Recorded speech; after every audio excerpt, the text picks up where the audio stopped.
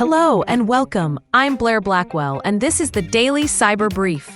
Here's today's rundown of the biggest cybersecurity stories you need to know today. Good morning. This is the Daily Cyber Brief for December 30th. Here are the key cyber risks shaping today's session. Active exploitation of a MongoDB flaw exposing secrets at scale. Fresh ransomware pressure on European utilities. And major breach fallout across retail and aviation. We'll start with vulnerabilities.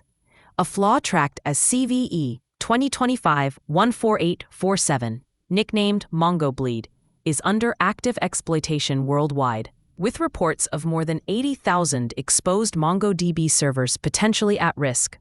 The issue enables unauthenticated attackers to leak sensitive data directly from server memory. CISA has added the CVE to its known exploited vulnerabilities catalog, which signals urgency for federal agencies and, realistically, anyone operating MongoDB-backed apps in the cloud or on-prem. Meanwhile, Fortinet warned that a 5-year-old FortiOS weakness allowing two-factor authentication bypass is still being abused against FortiGate firewalls, a reminder that aged bugs can remain high impact when appliances linger unpatched. Turning to incidents hitting operations, Romania's largest coal-based energy producer, the Oltenia Energy Complex, was struck by the gentleman ransomware gang over the holidays, taking down IT infrastructure. In parallel, Checkpoint's latest bulletin notes Romania's National Water Management Authority suffered ransomware that encrypted monthly 1,000 systems across national and regional offices. Utilities and public services continue to be prime targets during seasonal slowdowns, where even IT-only disruptions can ripple into availability risks.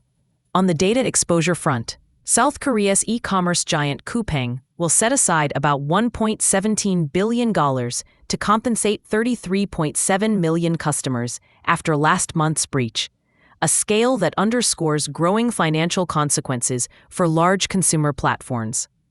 In aviation, Korean Air reported employee data was exposed following a hack of its in-flight catering supplier, KCND, illustrating how vendor compromises can travel quickly into core organizations. In campaigns and tradecraft, researchers detail a new sample of the ToneShell backdoor, typically tied to Chinese cyber espionage, delivered via a kernel mode loader and using rootkit techniques to hide activity against government targets. Separately, 27 malicious NPM packages were used as part of a sustained, targeted spear phishing effort aimed at sales and commercial teams, turning a public package registry into infrastructure for credential theft. And law enforcement momentum continues. A Lithuanian national was arrested over a malware scheme that hid clipboard-stealing code inside a counterfeit Windows activator tool downloaded millions of times. Who should care and why? Teams running MongoDB databases, especially internet-exposed or cloud-hosted instances, face a direct risk of secret and data leakage.